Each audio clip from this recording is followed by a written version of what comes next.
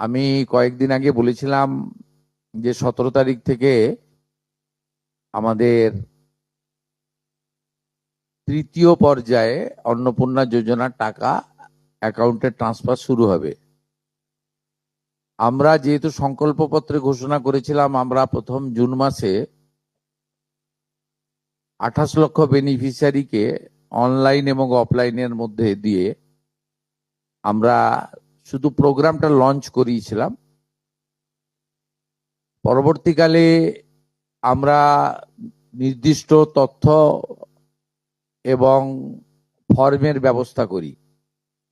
এটা করার পিছনে অনেকগুলো কারণ ছিল। প্রথমত সরকারি টাকা, এই সরকারি অর্থ সঠিক জায়গায় ব্যয় করা উচিত। সরকারি অর্থে নয়ছয় করার বা ফাইন্যান্সিয়াল ইনডিসিপ্লিন করার কোনো অধিকার কোনো মুখ্যমন্ত্রী, মন্ত্রী বা আধিকারিকের নেই। তাছাড়াও বিগত দিনের লক্ষ্মী ভান্ডার বলুন বা আমাদের সরকার আসার পরে অন্নপূর্ণা যোজনা, এটা সম্পূর্ণভাবে মহিলাদের একটি স্কিম।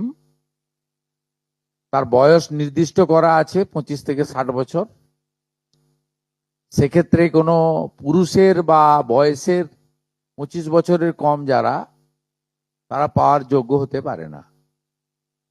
আমরা বিগত সরকার যখন প্রথম শুরু করে খুব অনিয়মিতভাবে প্রায় 9 মাস গেছে 500 টাকা করে ভাতা দিতে, এবং প্রতি মাসেই তাদের সংখ্যা এদিক ওদিক হয়েছে।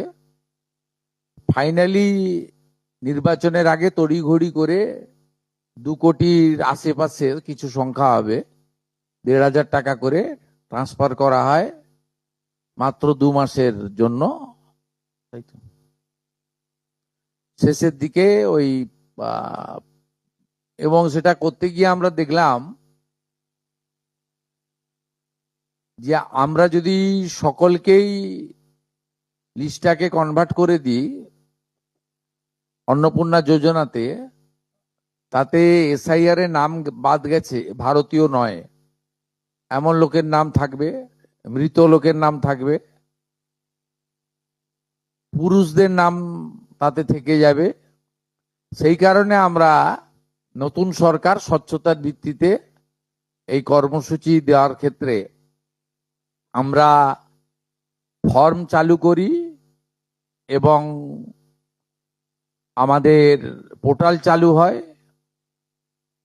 এবং জুলাই মাসে দ্বিতীয় পর্যায়ে যখন আমরা 1 কোটিরও বেশি মহিলার অ্যাকাউন্টে নেতাজি ইন্ডোর স্টেডিয়াম থেকে প্রোগ্রাম করে টাকা ট্রান্সফার করি, সেক্ষেত্রেও অনেক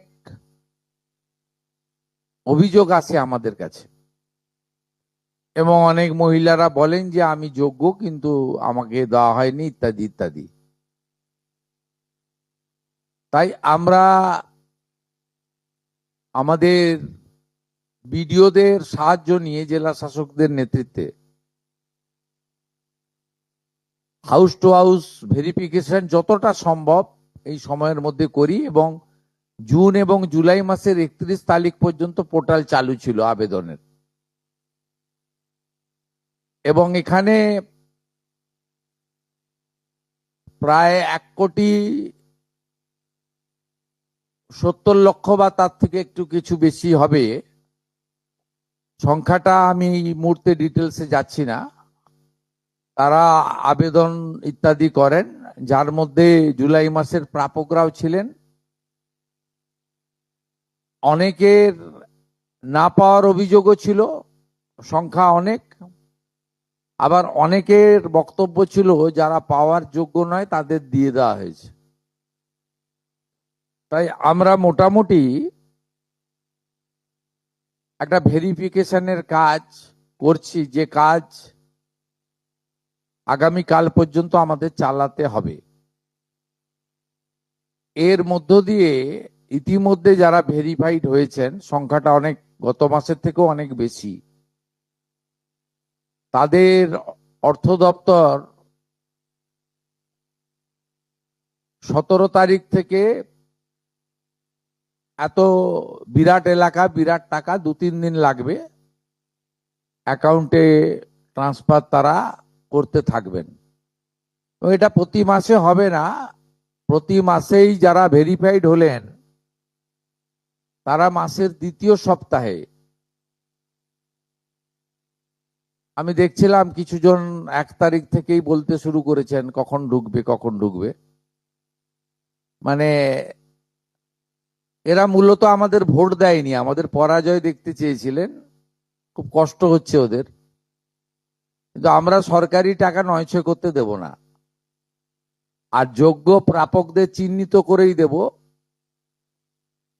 এবং আমরা এক্ষেত্রে কমিটেড।